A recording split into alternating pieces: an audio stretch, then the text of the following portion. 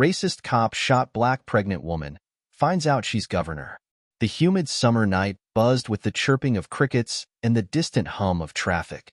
Maria Carter gripped the steering wheel of her silver sedan, her swollen belly pressing against it as she tried to steady her breathing. She was 7 months pregnant and had just finished a long shift at the local community center. Her eyes darted nervously to the rearview mirror as flashing red and blue lights lit up behind her. Maria pulled over to the side of the road, her heart racing. The officer, a burly man with a stern face, approached her window with a flashlight in hand. "License and registration," he barked, his voice cold and commanding. Maria fumbled to retrieve her documents, her hands trembling. "Is there a problem, officer?" she asked, trying to keep her voice calm despite the fear bubbling inside her. "Step out of the vehicle," he ordered abruptly, his tone sharp. Confused and frightened, Maria hesitated, clutching her belly protectively. The tension in the air was palpable, the kind that made time stretch unbearably long. The officer's hand hovered near his holster as he leaned in closer. Maria's instincts screamed danger, but she had no idea just how quickly the situation would spiral out of control. Maria Carter had always been a beacon of hope and resilience in her community. A 32-year-old social worker and a devoted advocate for underprivileged families, she had spent years tirelessly fighting for those without a voice. Raised in a modest neighborhood in Atlanta, Maria knew firsthand the challenges of systemic racism and economic disparity. Yet, she had never let those obstacles define her. After earning her degree in social work, Maria dedicated herself to uplifting her community. She established mentorship programs for at-risk youth, organized food drives, and fought for policy changes that provided better housing and healthcare access. Her unyielding commitment earned her widespread respect and admiration. However, with every victory came a new set of challenges. Maria's pregnancy had been both a blessing and a surprise. She and her husband, James, had long dreamed of starting a family. A high school history teacher, James was Maria's rock, steady, supportive, and endlessly optimistic. When they learned they were expecting their first child, they were overjoyed.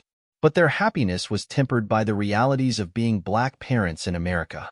Conversations about raising a child in a world that often saw them as less than human weighed heavily on their hearts. That particular evening, Maria had stayed late at the community center to finish planning an upcoming fundraiser. The event was aimed at raising money for families displaced by a recent series of evictions in the neighborhood.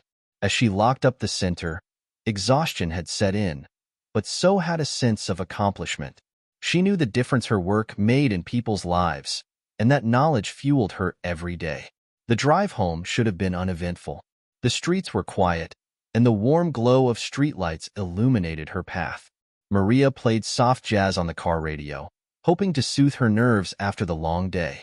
But everything changed when she noticed the police cruiser behind her, its lights flashing insistently. Maria's heart sank. As a black woman, she was acutely aware of the dangers of traffic stops, especially at night. James had always insisted that she keep her car registration and license easily accessible, just in case. "It's better to be over-prepared," he'd said, his tone laced with worry. Maria had laughed it off at the time, but now his words echoed in her mind. She pulled over, her pulse quickening. Memories of recent news stories flashed before her, names of individuals whose lives had ended during encounters with police. She whispered a quick prayer, hoping this would be nothing more than a routine stop. Still, she couldn't shake the gnawing sense of dread. The officer who approached her car was not one she recognized, and in her line of work, she was familiar with most of the local law enforcement. His demeanor was cold, his movements brisk and intimidating. Maria's hands shook as she handed over her license and registration. She could feel the weight of his gaze, scrutinizing her every move. "Where are you coming from?" the officer asked, his tone accusatory. "I'm coming from work," Maria replied, her voice steady despite the fear coursing through her. "I work at the community center on Maple Avenue." The officer's eyes narrowed. "Step out of the car," he ordered. Maria hesitated, glancing at her growing belly. "Officer, I'm 7 months pregnant. Is there a specific reason I need to step out?" The man's expression hardened. "Are you refusing to comply?" he snapped. No, sir, Maria said quickly, her voice trembling. I'm just, I'm just trying to understand. But understanding was not on the officer's agenda. His impatience grew, and Maria's unease turned to outright fear. She thought of James, of their unborn child, of the life she had worked so hard to build. She wanted to believe this would end peacefully, but the stories she had heard told her otherwise. This wasn't just a traffic stop. This was a moment fraught with danger, where Maria's life hung in the balance, determined by the whims of a man who saw her as a threat rather than a person. The weight of systemic oppression pressed down on her, and for the first time in years, Maria felt utterly powerless. Maria Carter's breath hitched as she stepped out of her car, her hands trembling as they hovered instinctively over her pregnant belly. The officer stood rigid, his hand brushing against the grip of his holstered gun. "Hands where I can see them," he barked, his tone sharp and unyielding. Maria complied, raising her hands slowly, her mind racing.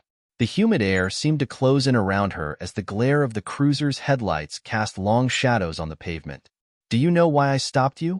the officer demanded, his eyes scanning her as though he were searching for something incriminating. "No, sir," Maria replied, keeping her voice steady despite the fear that churned in her stomach. "I was driving within the speed limit, and my taillights are working." The officer's lips tightened. "We've had reports of a vehicle matching this description involved in illegal activity. Step away from the car." Maria's brow furrowed in confusion. "Officer, this is a misunderstanding. I'm 7 months pregnant, and I just left work at the community center. You can check."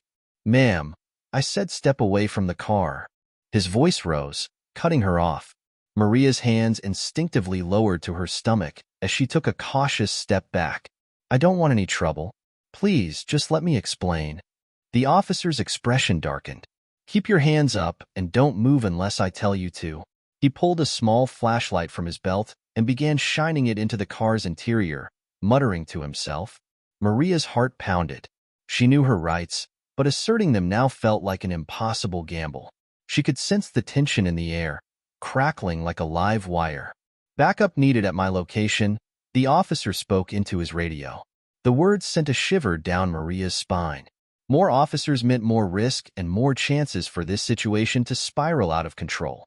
"Officer, please, there's nothing illegal in my car," Maria said, her voice trembling.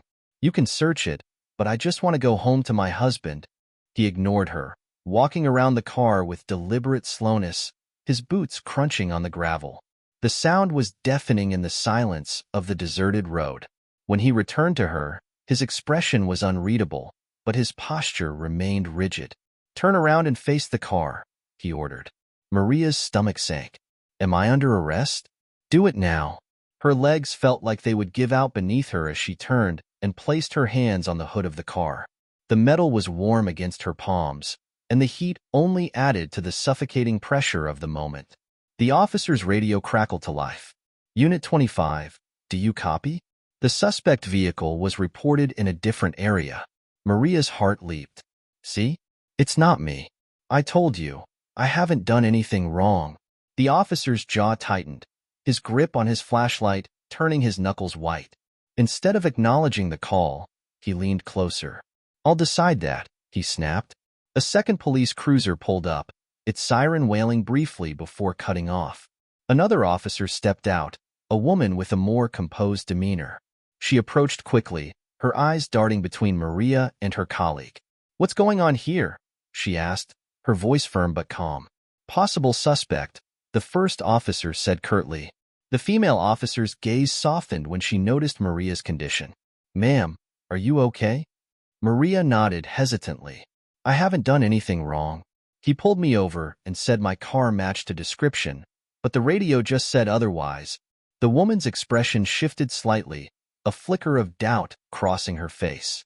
She turned to her colleague. "We need to be sure. Let's run her information properly before escalating." The first officer bristled but stepped back. As the female officer walked Maria to the side of the road, she whispered, "I'm sorry about this. Just stay calm." Maria clung to the small kindness in the officer's voice, but the relief was short-lived. From behind her, the male officer shouted, She's resisting. Maria whipped around in shock. What? No, I'm not. But the officer's hand was already on his gun, and the world seemed to slow as Maria's instinct screamed at her to protect herself and her baby. The female officer stepped between them, raising her hands. Stand down, she ordered. The male officer hesitated, his face contorted with a mix of anger and frustration. The tension hung thick in the air, the moment teetering on a knife's edge. Just then, headlights approached from the distance, bathing the scene in a new light. A black SUV pulled up and out stepped a tall, commanding figure. Maria's eyes widened in recognition. It was Governor Eleanor Price, a woman Maria had worked with on numerous community initiatives. Dressed in a sharp blazer, the governor strode toward the group with purpose, her expression a mixture of concern and determination. What's going on here? Governor Price demanded, her voice cutting through the chaos like a blade. The officers froze. The male officer's face drained of color as he recognized the governor. Madam Governor, he stammered. Governor Price's piercing gaze landed on Maria. Maria, are you okay? Tears welled in Maria's eyes. I'm fine now. Thank you for coming. The governor turned back to the officers, her tone sharp. I want an explanation. Now. As the male officer scrambled to justify his actions, Governor Price's expression grew colder. You detained and threatened a pregnant woman without proper cause? This is unacceptable. The female officer stepped forward. Madam Governor, I intervened to de-escalate. I assure you, I didn't. I'll review the body cam footage myself, Governor Price interrupted. For now, I'm taking Ms. Carter with me. This incident will be investigated thoroughly. Maria felt the weight lift as Governor Price placed a reassuring hand on her shoulder. The governor's intervention had not only saved her from immediate danger, but also promised accountability. As Maria climbed into the SUV, her hands cradling her belly, she felt a surge of relief and gratitude. But the experience left scars that would not fade easily. Governor Price's presence had turned the tide, but Maria knew that for many others, help didn't arrive in time. The SUV pulled away, leaving the officers standing in silence. Maria gazed out the window, the city lights blurring as tears streamed down her face. She resolved to share her story, to fight even harder for justice, and to ensure that no one else would have to endure what she had. As Maria Carter settled into the plush leather seat of Governor Eleanor Price's SUV, the tension in her body began to release, though her heart continued to race. She felt the weight of what had just happened pressing on her chest, her hands instinctively cradling her pregnant belly. Governor Price's steady presence beside her brought a glimmer of reassurance. The governor placed a comforting hand on Maria's shoulder. Maria, you're safe now. We're heading straight to my office. I'll ensure this is handled properly. Maria nodded, unable to form words. The hum of the engine and the faint glow of the city lights passing by felt surreal. Her mind replayed the incident, the officer's hand on his gun, his accusations, and the overwhelming fear she had felt for her baby's life. When they arrived at the state capitol building, Maria was ushered into a private conference room. Governor Price's chief of staff brought her water, and the governor herself sat down across from her, exuding calm authority. Maria, Governor Price began, what happened to you tonight was unacceptable. I want to hear everything from your perspective, so we can address this head-on. Taking a deep breath, Maria recounted every detail, from the moment she saw the flashing lights in her rearview mirror to the officer's escalating hostility. Her voice quivered as she described how the male officer had accused her of resisting, despite her compliance. Governor Price listened intently, her expression growing more somber with each word. When Maria finished, the governor leaned forward. Thank you for sharing this. Your courage in recounting what happened is commendable. Rest assured, we will not let this go unchecked. True to her word, Governor Price sprang into action. She directed her team to retrieve the body cam footage from both officers involved. Within hours, the governor's legal team was poring over the footage, documenting every instance of misconduct. Meanwhile, the governor released a public statement condemning the incident and promising a full investigation. The story quickly gained traction. By morning, news outlets were broadcasting clips of Governor Price's press conference, where she stood beside Maria and spoke with conviction. Last night, a respected community leader and expectant mother was subjected to an unwarranted and traumatic encounter with law enforcement. This is not just a breach of protocol. It is a violation of basic human decency. As governor, I will not tolerate such behavior under my administration. This incident will be thoroughly investigated, and those responsible will be held accountable, she declared. Maria's story struck a chord with viewers. Her role as a community advocate, combined with the undeniable vulnerability of her pregnancy, made her a powerful symbol of resilience against systemic injustice.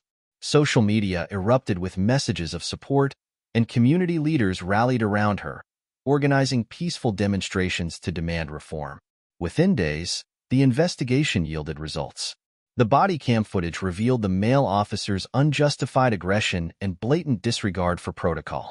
It also captured the female officer's attempts to de-escalate the situation, providing a stark contrast between the two approaches. Governor Price wasted no time. The male officer was placed on administrative leave pending formal charges of misconduct and abuse of power. The female officer's actions were commended, though she faced disciplinary review for failing to intervene sooner. Maria, meanwhile, found herself thrust into the spotlight. Media outlets clamored for interviews, but she remained focused on her mission, advocating for change. She partnered with Governor Price to launch a statewide initiative aimed at improving police accountability and fostering community relations. The initiative, titled Bridging the Divide, included mandatory de-escalation training for all law enforcement officers, increased use of body cameras, and the establishment of independent review boards for incidents involving police misconduct. It also emphasized community engagement, encouraging officers to build relationships with the neighborhoods they served. Maria's voice became a rallying cry for justice. She spoke at town halls, met with lawmakers, and shared her story with a vulnerability that inspired action. "No one should ever feel the fear I felt that night," she said during one televised speech. "We need to rebuild trust, not through empty promises, but through meaningful change." As months passed, the impact of Maria's advocacy became evident. Police departments across the state began implementing the reforms outlined in the Bridging the Divide initiative.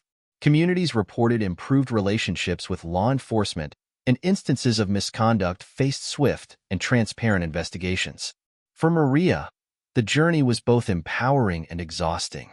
Balancing her advocacy work with her pregnancy was no small feat, but she found strength in the unwavering support of her husband, James, and the community she had dedicated her life to serving.